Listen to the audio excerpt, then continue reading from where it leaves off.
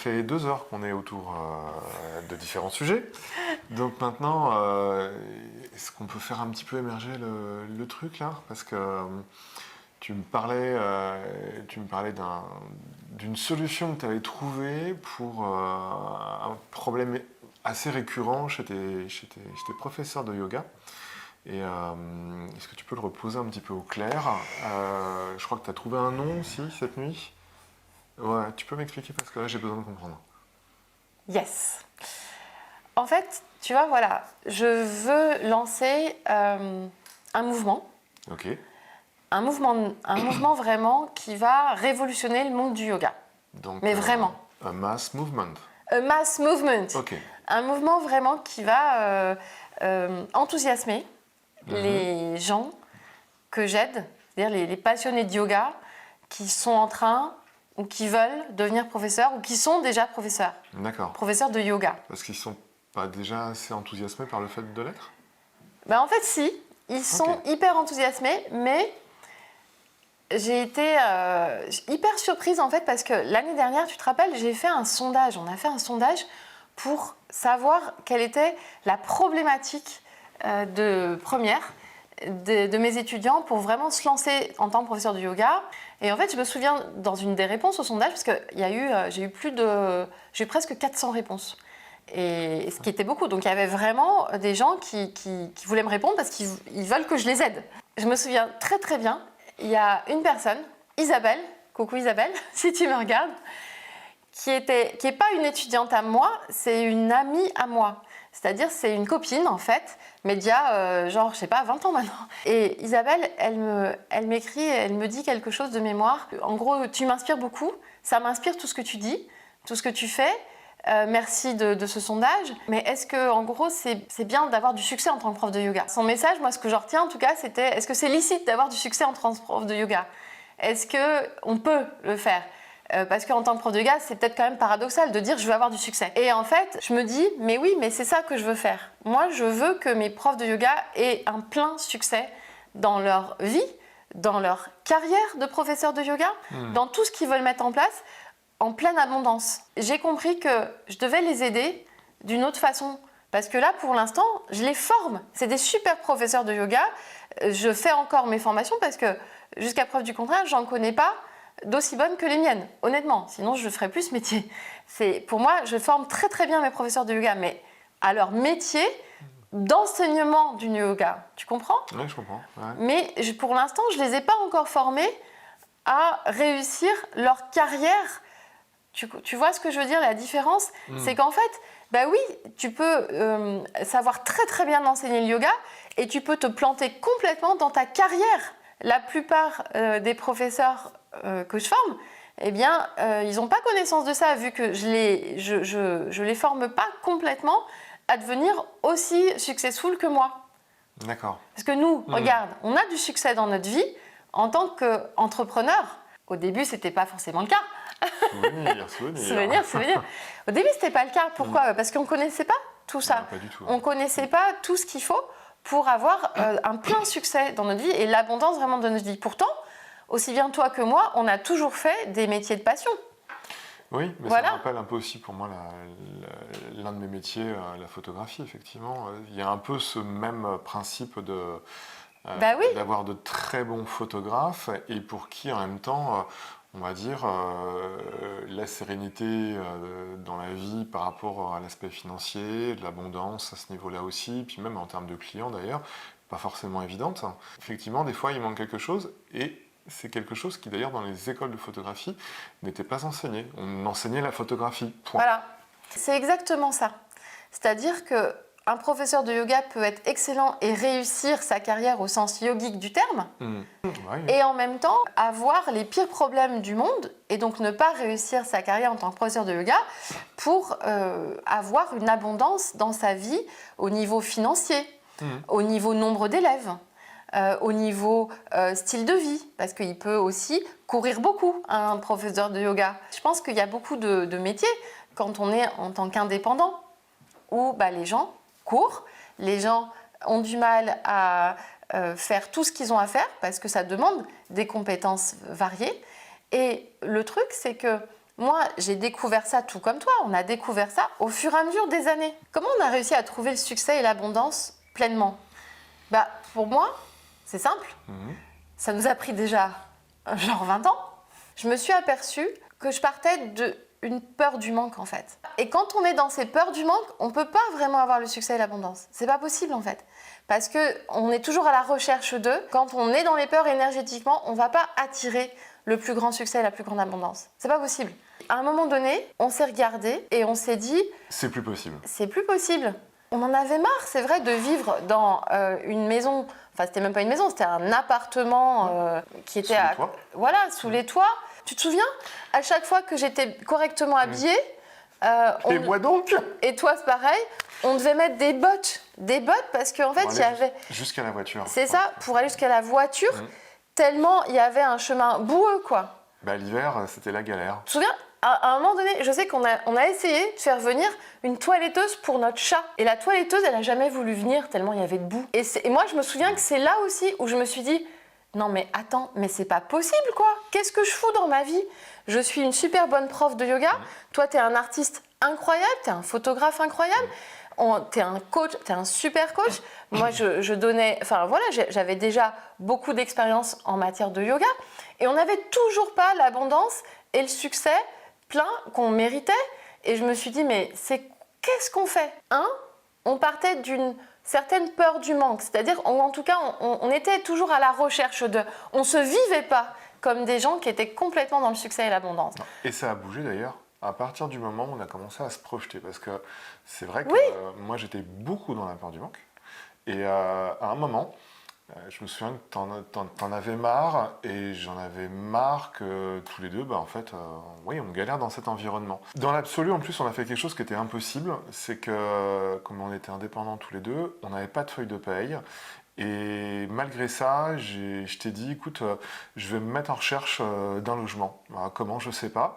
Et puis c'est comme ça que tout a démarré, parce que finalement, je pense que j'ai complètement explosé, annulé, effacé les peurs, en me disant, j'ai un objectif, et en fait, c'était le comment, je m'en fous. J'ai un objectif, je sais pourquoi j'ai cet objectif-là, et le comment, on verra plus tard. J'ai laissé ça à l'univers, en fait. Et on a fait une rencontre incroyable. Et du coup, on est sorti de cet appartement qui nous avait accompagnés le temps où on en avait eu besoin. Et là, on s'est ouvert à autre chose. Et justement, ce début d'abondance est arrivé. Et ça a été une rencontre vraiment géniale. Mais complètement géniale. Et c'est des gens, rappelle-toi, ils nous ont fait confiance en fait. Absolument. Mais parce qu'on projetait quelque chose d'assuré. Et pour moi, c'est un des secrets. Alors, il y a d'autres secrets pour l'abondance qu'on a maintenant. Mais en fait, j'ai été égoïste sans le vouloir, mais j'ai été super égoïste. Pourquoi? J'ai été égoïste. Parce que j'ai pas pris conscience, je l'ai pas fait volontairement, mais j'ai pas pris conscience que tout le savoir que j'ai accumulé en tant que chef d'entreprise, que toi tu as accumulé aussi en tant que chef d'entreprise, tout le savoir qu'on a maintenant en termes de savoir comment accéder au plein succès et à la pleine abondance dans nos vies, dans tous les domaines, que ce soit en matière financière, parce qu'on a une abondance financière, on a une stabilité financière et une abondance qu'on n'avait pas avant, une prospérité qu'on n'avait pas avant. On a non seulement ça, mais on a une abondance au niveau de notre vie de famille. Regarde mon père, parlons que de lui. J'ai pu l'accompagner dans la dernière année de sa vie parce que maintenant on a une super grande maison. Ok ? Et du coup, si on était resté dans l'espèce de petit rabicoin là qu'on habitait, et malgré tout l'amour que j'ai pour mon père, j'aurais jamais pu l'accompagner durant toute la dernière année de sa vie. C'était impossible. Ah, il était mieux dans son appartement à Paris. Ça, voilà, alors que là, j'ai pu le recevoir et on a pu être là jusqu'au bout pour lui. Absolument. Et rien que ça, je peux accueillir ma nièce, je peux accueillir Valmont, mon beau-fils. On peut faire plein de choses qu'on ne pouvait pas faire avant. Et ça résonne sur nos liens, sur notre famille, sur nos amis. Les amis peuvent venir nous voir. On a plein maintenant de facteurs de prospérité. Moi et toi d'ailleurs, on adore les animaux. Absolument. Voilà, pour moi aussi, ça c'est une forme d'abondance. Les animaux, ça coûte cher. Oui. Si on n'avait pas tant de succès et d'abondance que maintenant, on ne pourrait pas avoir tous ces animaux. Pas possible. Là, il y a nos 2 chiens à nos pieds, mais ce n'est pas les seuls. Tout ça coûte beaucoup, et puis c'est aussi du temps, de l'énergie qu'on peut prendre, et de l'argent. Et tout ce temps aussi et cette énergie, on peut la prendre parce qu'on a une abondance dans notre style de vie. On a un lifestyle qu'on n'avait pas avant, absolument pas. Et qu'est-ce qu'on fait pour avoir ça? Est-ce qu'on a quitté nos passions? Ben non. Au contraire. Au contraire, on est de plus en plus dans nos passions. Moi, j'ai de plus en plus maintenant de temps pour investir vraiment dans ce que je préfère, dans toutes mes savoirs de professeur de yoga, dans tous mes savoirs aussi de coach. Et toi, c'est pareil, en tant qu'artiste, tu peux te développer, en tant que coach, tu peux te développer, en tant que chef d'entreprise, businessman, tu peux te développer maintenant. J'ai du temps pour ça. Voilà.